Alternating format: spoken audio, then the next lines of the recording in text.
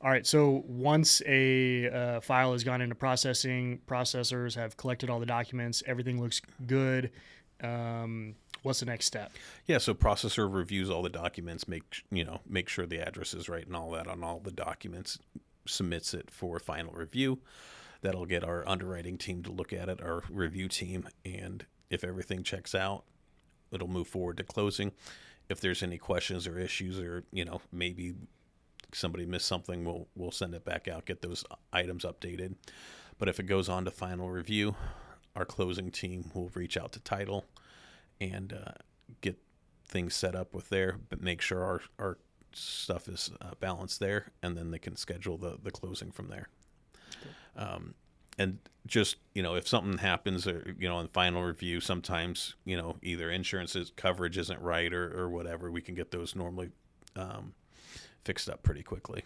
Okay. So for our partners Mm-hmm. in the network, how are they looking at deals? How are they going to pre-qualify deals? What's their role in this? And what information at a bare minimum are you expecting from them for you to start looking at the deal? And also, what do you not want them to get into with the borrower? What I want them to collect is the basics information, and it's kind of doubles as our quick app. Our quick app is, I think the average person you told me he fills it out in 3 to 4 minutes. It's 8 to 12 questions, basic, but it covers acquisition cost, scope of work, experience, and credit score, and some contact information type stuff. Obviously, address. So we want to know all that on there.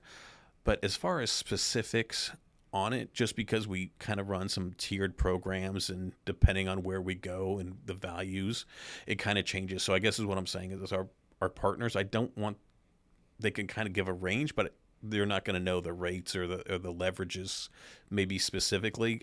On average, most of our loans are going to follow in the 70% ARV. But if they have more experience, it might go 75. And I'd hate to have somebody say, hey, 75% across the board. Well, it's not necessarily true. You got to have, the client has to have that backup, or that experience to back it up. So, quoting specifics might not be the best thing.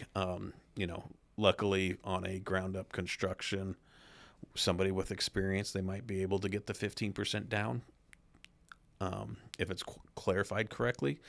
But on all of our fix and flips, I know I can at least do 85% LTC, loan to cost on it. So that's kind of the thought process. So that's the main things. The basic parts of the application is what I would want them to get for us to quote out something, and then not to quote out specific rates and those sorts of things. Nice part is our fees are fairly consistent. Our processing and underwriting and credit scores been fairly consistent for the last 3 to 5 years. So Yeah, we basically want them to have enough knowledge to get the borrower to submit a loan app, mm-hmm. and then we take it from there. Yeah. We handle, the underwriting, the processing, the closing, and then once the deal closes, they get mm-hmm. paid for that referral. Yeah. We don't want them to commit to any rates or leverages, and then now it makes us look bad if that's not something we were able to offer once we actually dig into the deal.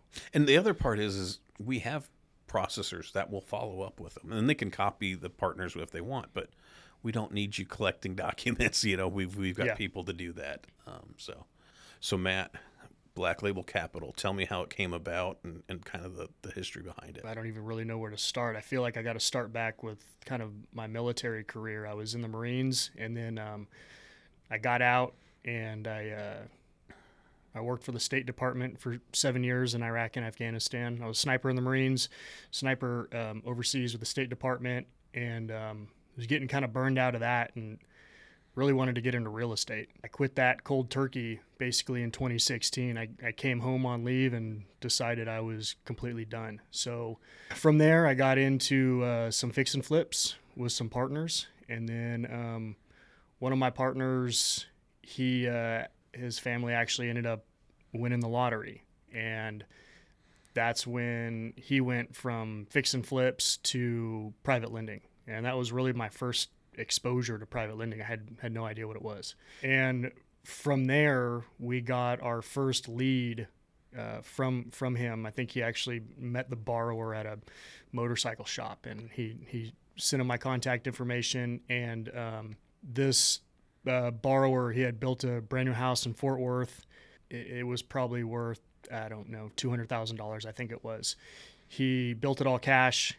He was just looking for a cash out loan to take that money and go build the next project. So we gave him a loan of about $101,000 that paid off in a couple months, and it was easy money. And that was true private lending. That was, the money I had made overseas, and I lent that out and made some decent profits on it. And I go, this is easy-ish, easier than babysitting contractors. So I funded a few more deals and started to kind of get the attention of some investors. We had no intention of growing this to what it is today. I was just looking for a place to invest my own personal capital as a private lender. And so kind of gained the attention of some investors and because of the returns that we were getting. And, they're, hey, do you have any more of those loans? And I go, no, but I'll go look for them. And so, built a website, started doing that, starting, talk to that one borrower, try to get more leads, and, built a loan application, none of this stuff that we needed before. So the leads start coming in, we start funding deals, and we ran the company as a trust deed investor model for, a handful of years. Basically, we'd take an investor, we take his capital and put that money into one individual deal. So 123 Main Street, that investor would fund that specific loan. We'd originate that loan and then sell it and assign it to them after closing.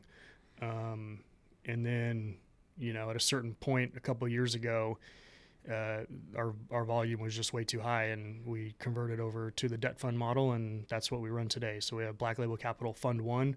All of our investors are in the fund model, and it just it makes it easier because, previously we had to talk to every individual investor for every individual deal, have individual agreements on all those deals, and it was incredibly cumbersome. So the smartest move to grow was just convert everything over to a fund model, take all that capital. Now we have discretionary capital to fund all of these deals that we're getting, so long as they meet all of our fund documents, our PPM and all of that stuff. So we're still funding the same type of deals, fix and flips, new construction. And so that's where we are today. So as long as you're talking about the fund, people can invest in that, and they can fill out a quick flyer or quick information on the website to help us fund more deals and they can get passive income, right? Yeah, we're always raising capital. We're always looking to grow. Anybody can reach out to me, email me, submit an investor application on our website. Go to blacklabelcapital.com, click on investors. All of our returns, our monthly returns, yearly, everything's published and up to date. We like to be incredibly transparent about what we're paying our investors, and we're averaging in the 10 and 11% net return to our investors yearly, which is healthy for a debt fund, and our investors love it. Yeah, and it's, for those that don't know, you can get the payments monthly, quarterly, annually, or you can roll them back in. Yeah, and kind of go from there. So as you transition from military and State Department, and then come back into fixing flipping houses, and then setting up the fund and the debt fund, what from your military background have you used in developing the company? There's a lot of skills developed in the military that I think are perfect for business owners and entrepreneurs. Just the never give up attitude.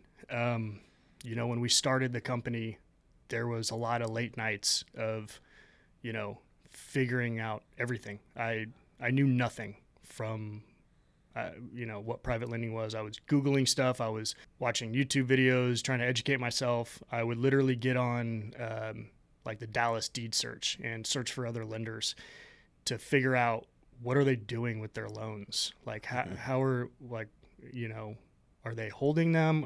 That's how I learned that lenders would sell loans and lenders could get lines of credit, because then I started seeing assignments. I'm like, well, what's an assignment? Started digging into that and basically educating myself. So I think the ability to just figure things out is, you had to do a lot of that in the military. You're given a mission or an objective, and it's figure it out. We're not going to tell you how to do it. Go figure out how to accomplish it. And so I had a goal, and I had to figure out how to accomplish that goal. Everything in between. Company's been around 8 years now, and you have obviously you built it from basic, or actually from nothing, and you kind of had some directions as you go, in the learning process. What's been your passion on it, and what brings you excitement to it? I love seeing homes being built. I love the process, seeing a foundation get poured and then framing go up, and I love seeing the vision come to life. It's exciting. I've always loved homes, if going in model homes or whatever it is. Just I'm not really sure what it is, but just it's exciting seeing everybody's different take on it. Like, yeah. There's been times we've had two houses that both being funded by Black Label Capital. The two builders on either side are friends, but their vision, and as it comes together, they each adding a little bit different. It is exciting. So. Yeah, it's fun to watch, and I think that's what it is. What influences have you had that kind of give you the direction of the marketing? Because obviously you have a very clean marketing program, and you've really excelled at that, and great Google reviews, and then the Instagram page.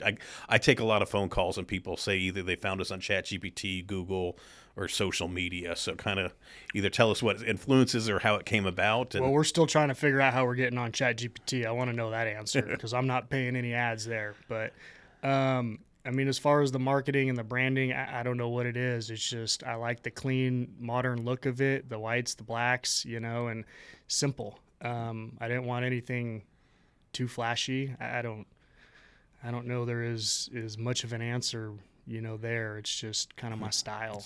As the company has developed and gone through these different stages, you mentioned that you opened up a fund. Mm-hmm. So tell me how that's kind of come to be, where it's at, and the transitions it's taken through. Yeah. Yeah. So when we started the fund, we still had all our investors invested in trust deed loans at the time. So they all had their money in all these individual loans. So we had to come up with kind of a clean solution to get all of those investors over. And really the easiest thing was to launch it as a 506B. So basically it's kind of like the friends and family fund. We can have accredited investors, we can have some non-accredited investors. The two things with a 506B is you can't openly market the fund. We initially launched the fund as a 506B, which made it an easy transition for our current investors in the trust deed model to get into the fund.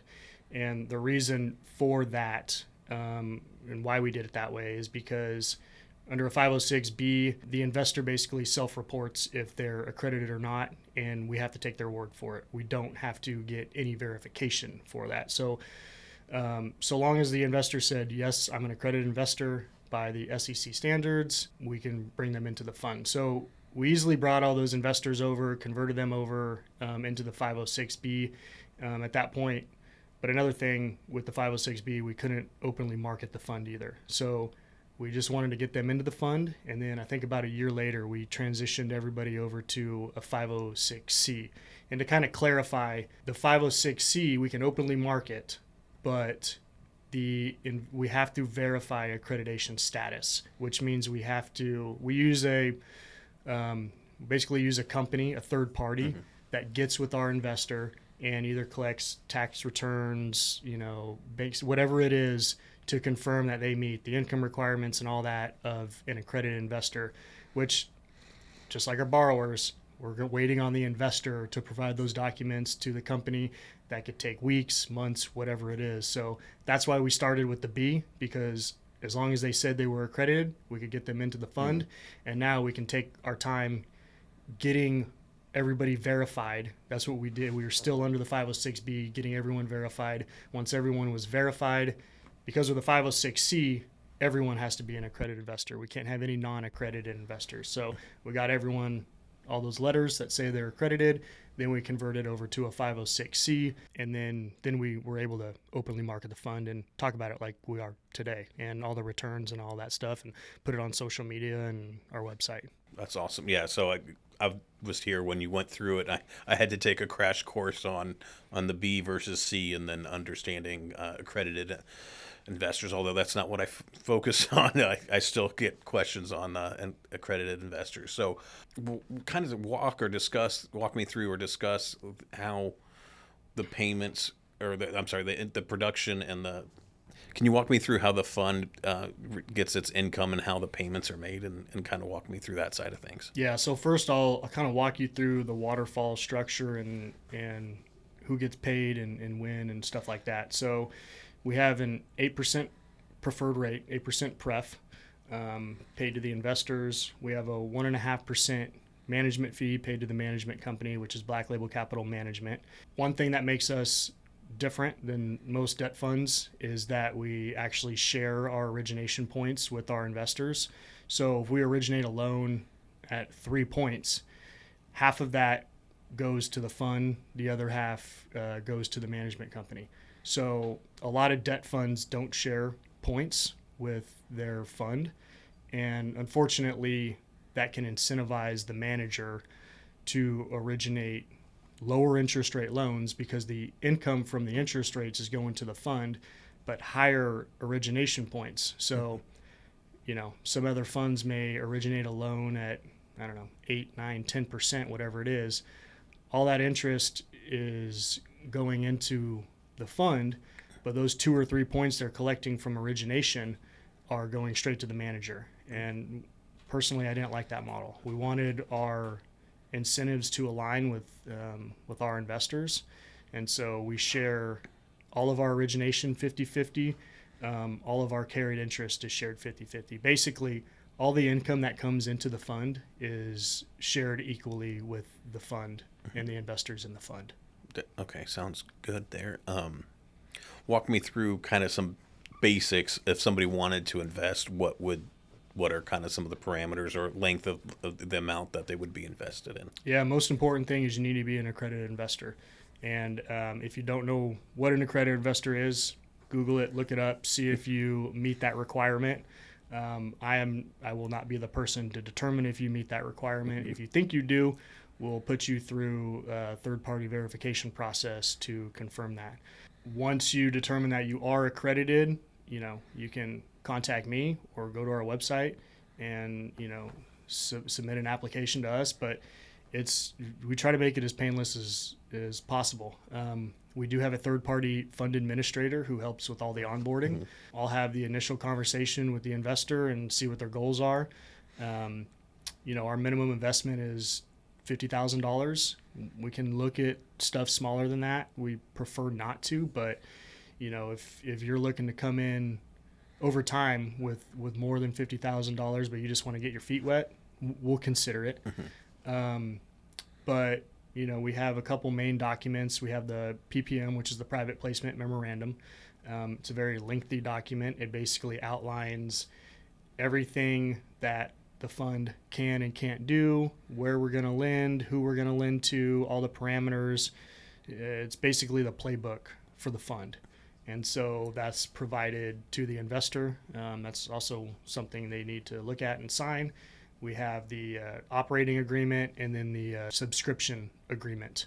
That's basically them subscribing to the fund, what entity or name that they're using to invest these funds, how much they're investing, and when they're looking to start investing. So can be a lot of documents to read through. It's very thorough. Basically every question an investor would have would probably be in those documents, but I'm always here to answer questions any time of the day for any of our investors. That's one thing I try to pride myself on, is that I'm always available as much as I can be to them. Once they feel comfortable, basically they sign the documents and they wire the money to one of our holding accounts, and the fund works on a month-to-month basis. So on the first of every month is when capital starts going to work. So, we're in, we're July 1st right now, but we can just pretend we're in June. Let's say an investor, signed the agreements, mid-June, whatever it was. We would probably tell them, hey, if you're ready, wire your funds late June. Just make sure they're in our account by July 1st. And then on July 1st, we'll take that money from the holding account, put it into our operating account. And then that's when their money starts going to work. And then, so for all of July, their money will be put to work. We'll put it into loans based on our PPM. At the following month, usually about mid-month, once we close the books for the previous month, our CFO and our third-party fund administrator, they count every penny, make sure nothing's missing, everything's on the up and up, all the accounting, all of that. Once everything checks out, we finalize the books and we send out the investor reports, and then we send out the returns. So we do have some investors that take, all of their distributions every month. We have some investors who take 50% and roll the other 50 back into their capital account, and we have some that keep everything in their capital account. So we're flexible with whatever you want to do, and we'll try to make it work so long as we're allowed to. You started flipping houses, so you've got a project management background. You then come up with Black Label Capital, so now you operate that. Then you've got a fund that you do, and then you're still building houses, here and there, or facilitate them, or whatever. Well, now we have a construction company too. Yeah, true, construction company. So you've kind of in 8 years, it's four separate not four separate, but four companies that all work in tandem, and it's kind of cool to see you kind of go through this and self-teach you as you go through it. So what's something that you've enjoyed learning and something you're like, I'd rather not have to ever deal with that again? Well, I'll start with the thing that I'd rather not have to deal with, and luckily I don't have to deal with it too much, but I'm still involved in it, property management. It's probably the worst thing. And it can be time consuming. It's a lot of quick turnaround. And yeah. We do have some rentals, and it's tenants are tenants. We don't need to get into that. I think everybody knows what the problems are, right? I was just saying, so as you've had 3 or 4 different, I don't want to say there's 3 or 4 different components of what Black Label Capital does, and I'm using that as the overall term. What's something that you really like about managing the different companies and being CEO of? Well, I'll say it's stressful. Owning your own business and being in charge of everything is not easy. People look at owning your own company and doing all that is you get to live the dream. It's tough. It's hard. Sometimes I just wish I had a 9-to-5 job, but I also do have the freedom to do stuff and spend time with family and my son and stuff like that. So yeah, it was, I can't remember where we were at, and I turned to you and I said, man, I know you're not working right now, but I got to ask this work question. And you're like, man, I own my own company. I'm working 24 hours a day. Always working. Do you find that fund management, marketing, and the draws are what you feel most passionate about, or is that what you kind of like to keep your hands on because that's the biggest pulse? Or kind of talk about that for a minute. The fund, it's a double-edged sword. It makes things much easier when you got a deal that comes in, and I don't need to go raise capital for that specific deal. I got it sitting in the bank account. The flip side of that is I have capital sitting in the account that I have to put to work every day. So, when we get payoffs or whatever it is, it's like, okay, where's the next deal? Where's the next place we can place this that makes sense and it's safe and not too risky? Well, and it's the interesting part there is because some of the house building is cyclical, builders don't want to build in the wet season in Dallas, and up north you can't. It's hard to build when it's freezing out. So it's house pays off, and then you've got that time. So it's kind of balancing the two inversely. The balance is tough. Yeah, because you want to try to put every penny you can to work, but you also don't want to make bad decisions either. So it's nice having the fun. But I would say it's probably more stressful than the trust deed investing, for sure. Was a trustee more work because you have to find each individual deal and partner them up? I would say it's more work because, you're having to have that conversation with the investor on every deal. So it's like a loan would come in, and I'd have investors, on the sidelines. Hey, I got $500,000. I'm ready to put to work, whatever. But sometimes when that deal comes in and you present it to them, they could easily just say, I don't like that deal. And now you're like, well, now I got to go find another guy with some money that wants to fund this deal. You know, the capital wasn't always guaranteed at that point. So that also made it stressful too, because now I'm trying to balance that communication with the borrower. Hey, can we fund this deal? When can we close? When can we close? And little do they know, I'm still trying to pair up their deal with another private lender. Yeah. So the fund makes it a little easier in some aspects and makes it a little harder. They're both challenging in different ways for sure. Who is the fund for and why? Yeah, the fund is for accredited investors that are looking to deploy capital and earn double-digit returns with Black Label Capital, and that's a history that we have proven over the years, and we will continue to keep and improve. And so, as long as you got some money that you're willing to put to work, let's have a conversation. So now here's the hard question: 3 years in a row, you've had double-digit returns. We're about halfway through 26. Looking around that same number, or is it too early to tell? No, I would definitely say we will break double-digit returns for sure. So 4 years in a row. So if you're looking for double-digit returns, put something in a fund. If you're accredited, this is the way to go. And that was one of the conversations the investors had with me when we were looking to convert, because we had everyone in trust deed investing, and we just paid everyone a flat 10% on that specific deal. You know, maybe we originated the loan at 12%, whatever it was, and we paid the investor 10%. It was a flat, you know, there was no shared income or anything like that.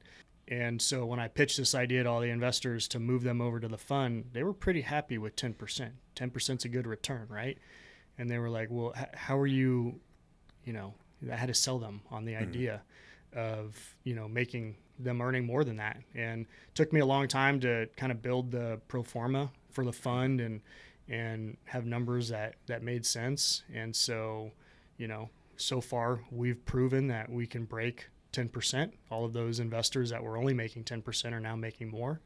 And, you know, another thing with the fund, it gives us the ability, which I never had before. You know, if I sold a loan to you under the trust deed model, I can't take that loan and leverage it. I can't put it on a line of credit. I can't sell it to another note buyer. There's nothing else I can do. That's it. But since we have the fund, I can originate that loan. I can sell it to a note buyer. I can earn a strip on that yield spread. I can put it on the line of credit. I can do a lot more things with it to basically juice the returns for the fund. So it just gave us the ability to make more money. Well, it sounds like not only, I mean, going from, 10 flat to, going up, it definitely seems to be beneficial for both our clients and Black Label Capital as a whole. Yeah, for sure. So,